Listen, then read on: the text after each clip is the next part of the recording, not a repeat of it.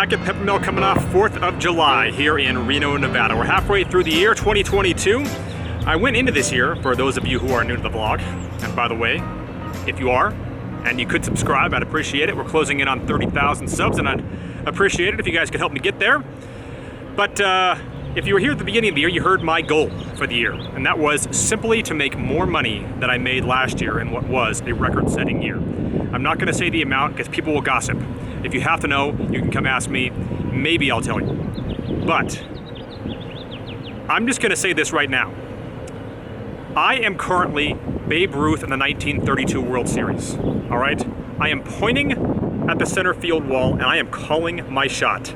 I am guaranteeing that I will achieve my goal this year halfway through. We're not there yet, but we're gonna be. 'Cause I'm my own worst enemy. Only if I let it be.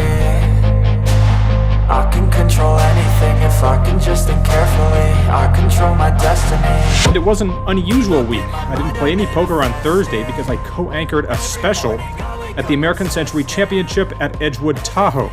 It's one of the rare times that Reno was on the national sports scene at all, and it was cool to be involved in it. It was an ideal setup at Peppermill for this vlog. Pros like Turtle and other grinders are down in Las Vegas for the main event. And then players like Mr. Z, the Professor, and Ms. T, who can always be counted on to give action, are here in the game. So the players you don't want, not here. The players you want, here. That's always one of the benefits of not going to Vegas during the World Series of Poker, no matter where you play, by the way. It was also a day featuring a money giveaway with a Hawaiian theme at Peppermill, and many of the ladies were happy to take part in that. I sit down on table 5 only to look up and see national coverage of that aforementioned golf tournament on one of the Peppermill's big screens. Then Ms. T starts out in beast mode. She wins a big hand with aces and immediately runs a huge bluff, showing the skinny. Oh my God. And after folding every hand for the first 35 minutes of play, she is in the cutoff in the winner's straddle, and under the gun makes it 50. The Professor calls that 50 in the low jack, and after Ms. T completes, I'm definitely coming along on the button with Queen 10 of spades. With 205 in, the flop is Jack 10-4 rainbow with 1 spade. +1 bets 75, and the Professor's not folding.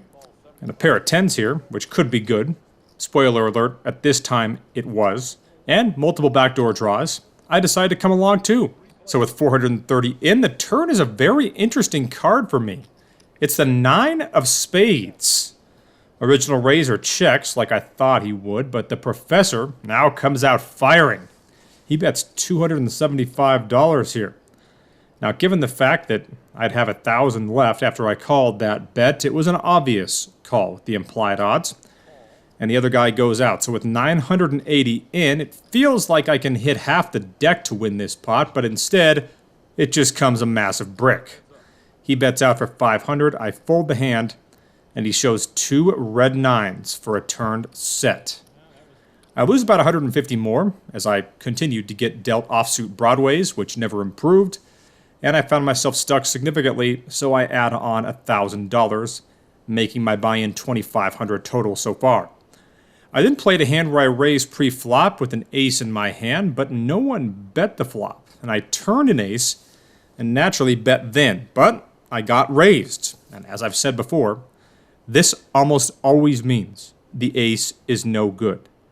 And this was no exception, as Ms. T had flopped top 2 and had collected on the river when someone tried to bluff her, something, by the way, I would never recommend. We then see a big all-in with aces holding against ace-king of spades on a 2-spade flop. After that, I pick up ace-jack and make it 40. That results in 3 people, including Mr. Z, making the call. With 160 in, the flop is ace-jack-10, 2 clubs, giving me top 2. I bet out for 125 here, and both give me action. With 535 in, the turn is a club. And I figure with the nut redraw, I should check call pretty much any amount here. Instead, nobody bets, and the river comes another 10. Certainly not ideal, but I'm still going to be betting here, as there are just so many hands that I can beat. I fire 125, and Mr. Z tank calls with the other guy going out, giving us a $785 pot, and we win against his ace-deuce. I then picked up pocket tens and looked at an under-the-gun +1 raise to 60 over a straddle who calls the bet. I'm in the cutoff and 3-bet to 225. Under-the-gun 1 takes forever by the standards of pre-flop play in our game to act here, but finally ends up coming along. I'd later learn why he took so long. Ms. T goes out, and with 515 in, the flop is King 8-8, 2 diamonds. He checks, and I decide to just check this here on a flop that's obviously not ideal. The turn is an offsuit queen. He reaches down and grabs some chips, and makes it look like he's going to bet before quickly and blatantly pulling his hand back and aggressively checking. I didn't know what to make of that, so I opted just to check back, and the river comes to 7 of clubs. Now, he reaches for chips and actually puts them into the pot. He makes it 300. So, based on the length of time it took him to call preflop, and that odd display on the turn, one thing was clear in this hand. This was either an absolute monster, and he was Hollywooding on multiple occasions, acting like he didn't know what to do, or he just had nothing at all. I had a bad feeling about it, but damn it, I just had to know. Hey, I got to know. So I call the bet, giving us a $1,115 pot, and he shows pocket queens for a turn full house. So pre-flop was definitely Hollywood, the turn was massive Hollywood, but the flop, with the king out there, was a situation that involved absolutely no acting. Then this dealer shows up. For some reason, everyone seems to say she's my favorite. I can't quite figure out why they'd say that. Anyway, she deals me 2 sevens, which I 3-bet and Ms. T calls en route to a queen high flop, and she too ended up having a set of queens against me without a 3-bet pre-flop. I didn't lose much money on that one though. Then I picked up the red queens and then 3-bet them before getting a 7 high flop. My $130 bet got called, and I thought I'd lost when it came running spades, putting 4 of them out there, but I was still good against 2 red jacks. Then Mr. C sits down in the game, and after years of being known as one of the most aggressive action players in our lineup, he's lately been playing more. But given that he's been playing, he's been making some really good plays. He flopped top set against the professor and ended up correctly folding it on the river against a $500 bet in a spot where I never fold. So he was better than me in that instance, and the professor did end up showing that he had Broadway. And I figured that since the professor was winning big on the day, that he would be bluffable at some point. I picked up the easy E and made it 30. He and one other player, and Mr. Z, all gave me action. Nothing new there. With 125 in, the flop came King 10-4 rainbow, giving me bottom pair. I figured if I bet full pot here, it would be very tough for any hand other than a pretty big king to continue on. And if I got called, I had some outs, as well as backdoor clubs. So I just bet full pot. It folds to the professor, who starts hemming and hawing. I figured he had a 10 here and was going to go out, but he didn't. He shows King 5 and throws it into the muck. So it is, it's Rena's 35th birthday today. Is that correct? It is. Yes, And Kayla is in her full mermaid outfit. regalia. Yes, Generally speaking, she rarely shows up to work looking bad, and this is another example. I then picked up 8s and gave Mr. Z $400 or so on a Jack-Jack 3 flop when I thought that he might have the skinny. I folded when a 3rd Jack hit the turn, realizing that he probably didn't, and he ended up showing pocket aces. Then I'm in the winner's straddle, and everyone folds but the big blind, who raises me 30 more. I know that he'll do that with a lot of hands worse than mine, so I call, heads up in position. And with 80 in, it comes King, King, 7 rainbow, and he leads out for 3 green chips, which is an amount that I'm happy to match. With 230 in, the turn is an ace, and he bets just under full pot, making it 225.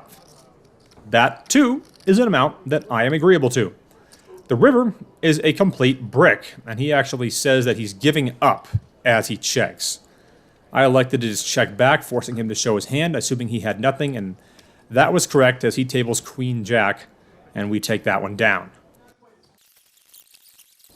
That success was short-lived, as I picked up several big hands after that, but just lost several $100s in the process. Then it got even worse, as I got pocket aces, and I ended up losing about $800 when the player who I had just won that hand against flopped a set of deuces on me on the perfect board. Fortunately, I was able to save my last $1,000 by making a very difficult river fold. And by the way, the player who won that hand against me, who I like, then got an earful from the player next to him about how to beat me in hands. I could hear part of it. And I know he'll deny doing it, but we both know what happened. I thought I might get some back when I looked down at queens under the gun, but after I made it 50, I saw a 3-bet to 125, and then a 4-bet all in by Ms. T for 3,000. Easy fold for me. It ended up being ace-king against aces, and they ended up chopping when a 2, 3, 4, and a 5 came out there. Excuse me, miss.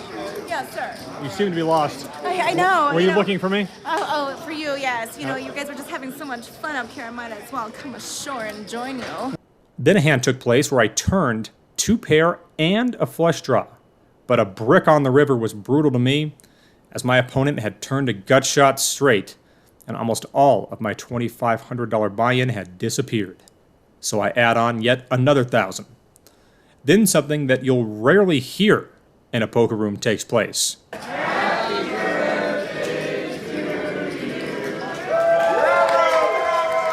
I already told you it was Rena's birthday. Her popularity was fully on display, and the recognition was well-deserved, as she's one of the best floor people you'll find. I then play a 6-way unraised pot with 4-5 of diamonds from MP1, and with 60 in, the flop comes 6, 7, 8, all hearts. Check to me, and I bet out 40 with my flopped straight, and 2 players call. With 180 in, the turn is the 3 of spades. Big blind checks. I bet 125, and both him and the low jack make the call. So with 555 in, the river is the 9 of clubs. This felt like it was always destined to be a hand where I was going to get drawn out on in some form, but was always clear that I had the best hand when I was making those value bets. It was even more clear that I'd been drawn out when the big blind let out for 350. I didn't give it much thought and folded the hand, and he shows the 10 of hearts. So I was ice cold, but the professor was running hot. He won a roughly $2,000 pot, jamming all in on the turn against 2 players who had called his $500 flop bet. And after they both folded on the turn, he showed the skinny. Giddy! Woo! I'd play for about another hour after that. I played several relatively big hands, winning a couple and losing a couple, but the fact of the matter remains, this was destined to be a rough day. And that's certainly what it was as we racked up and booked the loss. All right, wrapping up a pretty aggravating 10-hour session here at Peppermill.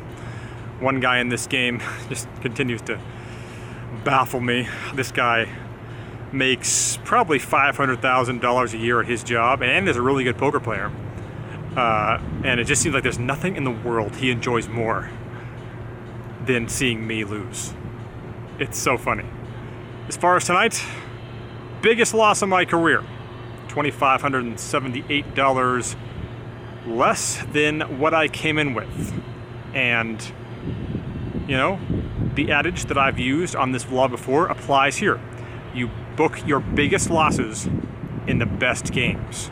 And I know that some of you are going to say, oh, you jinxed yourself, Ben. That guarantee at the beginning, that's the ultimate jinx when you said you're going to guarantee your goal for the end of the year. And yes, it is July. We're still quite a ways away from that goal. But guess what? Despite tonight being the biggest loss of my career, guess what? I'm still gonna fucking do it.